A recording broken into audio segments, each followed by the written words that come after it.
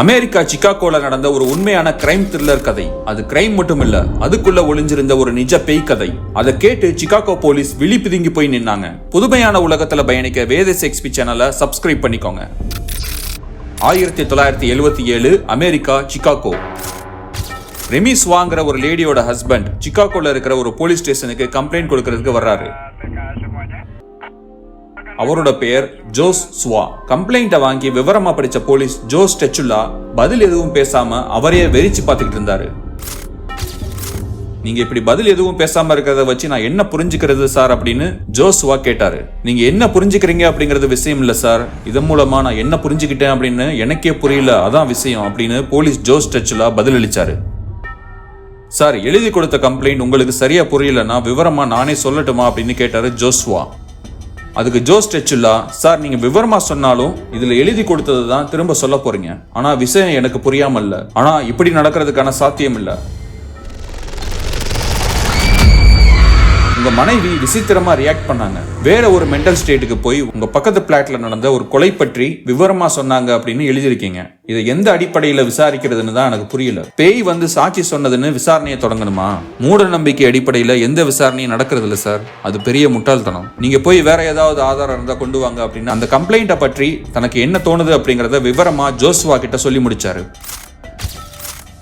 Sir, கம்ப்ளைண்ட்குள்ள இருக்கிற விஷயம் மூட நம்பிக்கை பற்றியது கிடையாது. ஒரு கொலை நடந்திருக்கு, அதுக்கான ஆதாரம். ஒருவேளை அந்த ஆதாரங்கள் உண்மையா இருந்தா அப்புறமும் இத மூட நம்பிக்கை அப்படின்னு தான் சொல்லுவீங்களா சார் அப்படின்னாரு ஜோஸ்வா. ஜோஸ் டெச்சுல்லா பதில் எதுவும் பேசாம சில வினாடிகள் அமைதியா இருந்தாரு. அப்புறம் கம்ப்ளைண்ட்டை எடுத்து தூக்கி பார்த்தாரு. அப்போ உங்க மனைவியின் உடம்புல வந்து பேசுனது அந்த செத்து போன பொண்ணு தான் அப்படின்னு சொல்றீங்க? எஸ், அதே பொண்ணு தான் சார் அப்படின்னு ஜோஸ்வா சொல்லிட்டு, சார் உங்களுக்கு ஒரு விஷயம் தெரியுமா, அந்த பொண்ணு குத்தி கொலை செய்யப்பட்டிருக்கா. அந்த நேரத்துல கொன்னவன் மேல மிகப்பெரிய கோபம் இருந்திருக்கலாம், அதுக்கு பழி வாங்குறதுக்கு கூட என் மனைவி மேல வந்து விஷயத்த சொல்லியிருக்கலாம் அப்படின்னாரு. அவங்க ஏன் உங்க மனைவி மேல வரணும் அப்படின்னு ஜோஸ் டெச்சுல்லா கேட்டாரு. அதான் சொன்னேனே சார், என்னோட மனைவி ரெமி ஸ்வாவும் இறந்து போன டெரசிடா பாசா அப்படிங்கிற பொண்ணும் ஒரே ஹாஸ்பிட்டல்ல வேலை பண்ணாங்கன்னு. அந்த கொலையை பண்ண ஆலன் சௌரி அப்படிங்கிறவனும் அதே ஹாஸ்பிட்டல்ல தான் ஒர்க் பண்ணான். இதெல்லாம் விவரமா கம்ப்ளைண்ட்ல எழுதிருக்கேன் சார் அப்படின்னாரு ஜோஸ்வா. ஜோஸ் டெச்சுல்லாவுக்கு இந்த கம்ப்ளைண்ட் எடுத்து விசாரிக்க ஆர்வம் இல்லை, ஏன்னா சாலிடான ப்ரூஃபா இதை எடுத்துக்க முடியாது. இருந்தாலும் அந்த பேய் பிசாசுங்கிற விஷயத்தை தவிர்த்துட்டு பார்த்தா கொலை செய்யப்பட்ட பெண், கொலை செஞ்ச அந்த ஆண், தன்னோட உடம்புல இறந்து போன பொண்ணோட ஆவி வந்தது அப்படின்னு சொல்ற அந்த லேடி, இவங்க 3 பேரும் ஒரே இடத்துல வேலை பார்த்திருக்காங்க. அந்த இறந்து போன பெண்ணோட பக்கத்து வீட்டு பெண் தான் அந்த லேடி. இப்படி நிறைய விஷயங்கள் இவங்களுக்குள்ள கனெக்ட் ஆகுது.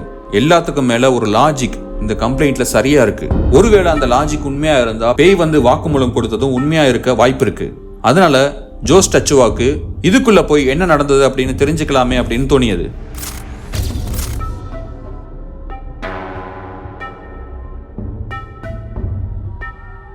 ஜோஸ் டெச்சுல்லா கொலை நடந்த அந்த அபார்ட்மெண்ட்டுக்கு ஜோஸ்வாவோட போனாரு. ஜோஸ்வாவோட பிளாட்டுக்கு போய் அவரோட மனைவி ரெமி ஸ்வாவை சந்திக்கிறது தான் பிளான். கொலை நடந்த புதுசுல, அதாவது 6 மாசத்துக்கு முன்னாடி ரெமி ஸ்வாவையும் ஜோஸ்வாவையும் ஏற்கனவே இந்த போலீஸ் விசாரிச்சிருக்காரு. ஆனா அப்ப இந்த பேய் கதை எதுவும் இவங்க சொல்லல. இப்ப இந்த கதை மூலமா இந்த கேஸ்ல ஏதாவது மாற்றம் நடக்குதா அப்படின்னு பாப்போம் அப்படிங்கிற நினைப்புல தான் ஜோஸ் டெச்சுல்லா அவங்க கிட்ட விசாரணை நடத்த வந்திருக்காரு. கதவை திறந்து 2 பேரும் பிளாட்டுக்குள்ள போனாங்க. இங்க ஹால்ல கொஞ்சம் வெயிட் பண்ணுங்க சார், நான் போய் என் மனைவியை கூட்டிட்டு வர்றேன் அப்படின்னு உள்ள போனாரு ஜோஸ்வா. ஜோஸ் டெச்சுல்லா சோபால அமர்ந்து வீட்டை நோட்டமிட்டு இருந்தாரு. சிறிது நேரத்துல ரெமி ஸ்வா உள்ள இருந்து ஹாலுக்கு வந்தாங்க. ரெமியோட முகம் இருள் அடிச்சது போல இருந்துச்சு. ரெமிய ஜோஸ்வா மெதுவாக அழைத்து வந்து பக்கத்துல இருந்த சேர்ல அமர வச்சாரு. ஜோஸ் டெச்சுல்லா தன்னை மீண்டும் அறிமுகப்படுத்திக்கிட்டு ரெமியோட கணவர் கொடுத்த கம்ப்ளைண்ட் பற்றி விவரமா சொல்லிட்டு, உங்களுக்கு என்ன ஆச்சு அப்படின்னு கேட்டாரு. ரெமி தளர்ந்த குரல்ல ஆரம்பிச்சாங்க. அன்னைக்கு என்ன ஆச்சுன்னு எனக்கே தெரியல சார், கண்ணு பிளர் ஆச்சு, மயக்கமா இருந்த மாதிரி இருந்துச்சு, ஆனா எனக்கு முன்னாடி நானே பேசிக்கிட்டு இருக்கிறது போல தோணுச்சு.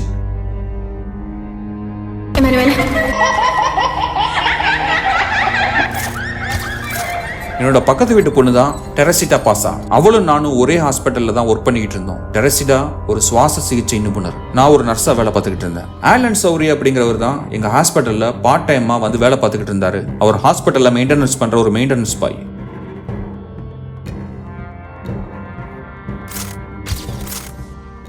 எலக்ட்ரானிக்ஸ் ஐட்டம்ஸ் ஏதாவது பிரச்சனை ஏற்பட்டாலும் எங்க ஹாஸ்பிட்டல்ல இவன் தான் சரி பண்ணுவான். அது தெரிஞ்சுதான் டெரசிடா தன்னோட வீட்டுல டிவி ரிப்பேர் ஆகியிருக்கு, வந்து கொஞ்சம் சரி பண்ணி தர முடியுமா அப்படின்னு கேட்டிருக்கா.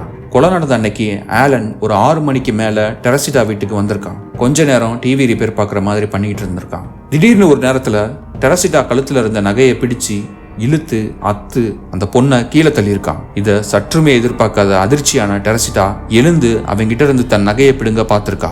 ஆலன் அவளை அடிச்சு கீழே தள்ள பார்த்திருக்கான். 2 பேருக்குள்ளேயும் தள்ளுமுள்ளி ஏற்பட்டிருக்கு. அப்ப ஆலன் தங்கிட்ட இருந்த கத்தியை எடுத்து அவளை குத்திட்டு அவளோட பர்ஸ்ல இருந்த $30 எடுத்துக்கிட்டு அபார்ட்மெண்ட்டுக்கு வந்ததும் தெரியாம போனதும் தெரியாம வெளியே போயிட்டான்.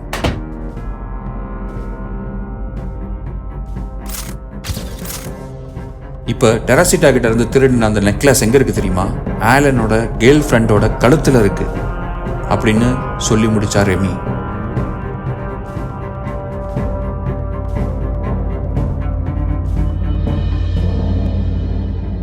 இது அத்தனையும் பொறுமையா கேட்டு முடிச்சு அமைதியா உட்கார்ந்து இருந்தாரு ஜோஸ் டச்சுலா.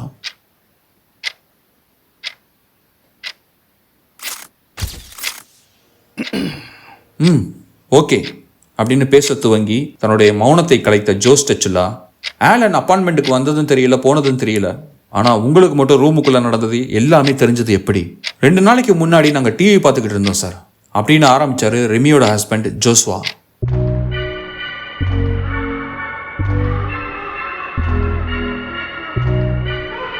நானும் ரெமியும் டிவி பார்த்துக்கிட்டு இருந்தோம். எனக்கு எங்கிருந்தோ முனகல் சத்தம் கேட்டுச்சு. டிவி பார்த்துக்கிட்டே முனகல் சத்தம் எங்கிருந்து வருது அப்படின்னு காதுகளை கூர்மையாக்கி காத்துல தேடிக்கிட்டு இருந்தேன். அந்த முனகல் சத்தம் ரெமி கிட்ட இருந்து தான் வந்துகிட்டு இருந்துச்சு. ரெமி உனக்கு என்ன ஆகுது அப்படின்னு ரெமி கிட்ட கேட்டும் அவகிட்ட இருந்து பதில் வரல. கொஞ்ச நேரத்திலேயே அவளோட உடலோட சமநிலை அவகிட்ட இல்ல. அங்கிட்ட இங்கிட்ட ஆடிக்கிட்டே இருந்தா. கண்கள் 2 புருவத்துக்கு மேல போயிருந்துச்சு. நான் பதறி போய் அவளை உலுக்கிக்கிட்டு இருந்தேன்.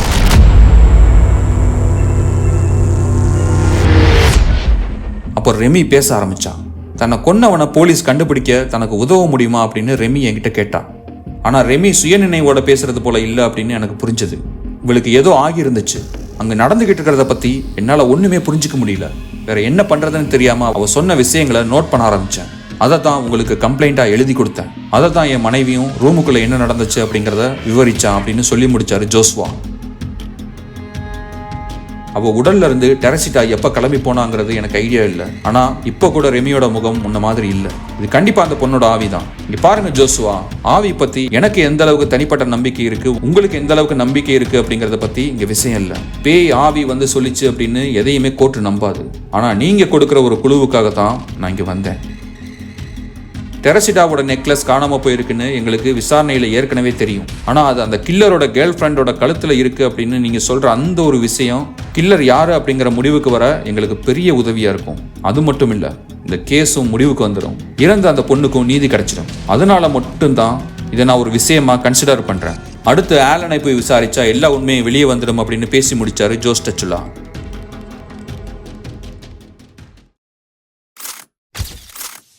சில நாட்களுக்கு பிறகு ஆலன் ஒரு சாலையில வைத்து கைது செய்யப்பட்டாரு.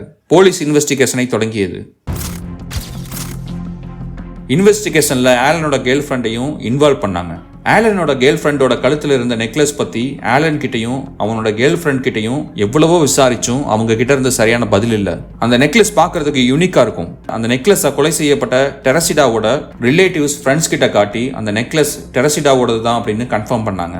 அப்புறம் ஆலன் கிட்ட விசாரணை மூலமா உண்மையை வெளிக்கொண்டு வந்தாங்க. கடைசியா ஆலனும் தான் செஞ்ச குற்றத்தை ஒத்துக்கிட்டு சரண்டர் ஆனான். கோர்ட்ல இந்த கேஸ் நடக்கும் போது ஆலன் மேல வைக்கப்பட்ட குற்றச்சாட்டுகள் அனைத்தும் ரெமி உடம்புல வந்து பேசிய டெரசிடாவோட ஆவி கொடுத்த வாக்குமூலம் அடிப்படையில தான் விசாரிக்கப்பட்டுச்சு. ஏன்னா ரெமியோட நெக்லஸ் திருடிய விஷயம் யாரு வேணாலும் சொல்லியிருக்கலாம். போலீஸ் இன்வெஸ்டிகேஷன்லயும் அதை கண்டுபிடிச்சாங்க. ஆனா அந்த நெக்லஸ் கொலை செஞ்ச ஆலனோட கேர்ள் ஃப்ரெண்டோட கழுத்துல இருக்கு அப்படின்னு யாராலையுமே சொல்லியிருக்க முடியாது. இருந்தாலும் ஆவி பிசாசு விஷயங்களை பத்தி கோர்ட் நம்பல. ஆனா அதுல இருந்த நெக்லஸ் விஷயத்தை பத்தி மட்டும்தான் கோர்ட் கன்சிடர் பண்ணிச்சு. ஆனா பப்ளிக் கிட்ட இருந்து இன்னொரு தியரியும் வந்துச்சு. டெரசிடாவை கொன்னுட்டு ஆலன் வெளியே போறப்ப ரெமி அதை எதர்ச்சியா பார்த்துட்டான். இன்னொரு நாள் ஆலன் தன்னோட கேர்ள் ஃப்ரெண்டோட இருக்கிறப்ப ஆலனோட கேர்ள் ஃப்ரெண்ட் கழுத்துல டெரசிடாவோட நெக்லஸ் இருக்கிறத ரெமி பார்த்துட்டான். ஆனா ரெமிக்கு இதை வெளியே சொல்ல பயம். ஆலன் வந்து ஏதாவது பண்ணிட்டா என்ன பண்றது? அதுக்காக சொல்லாமல் இருக்க முடியாது. மனசுல குற்ற உணர்ச்சி உறுத்துது.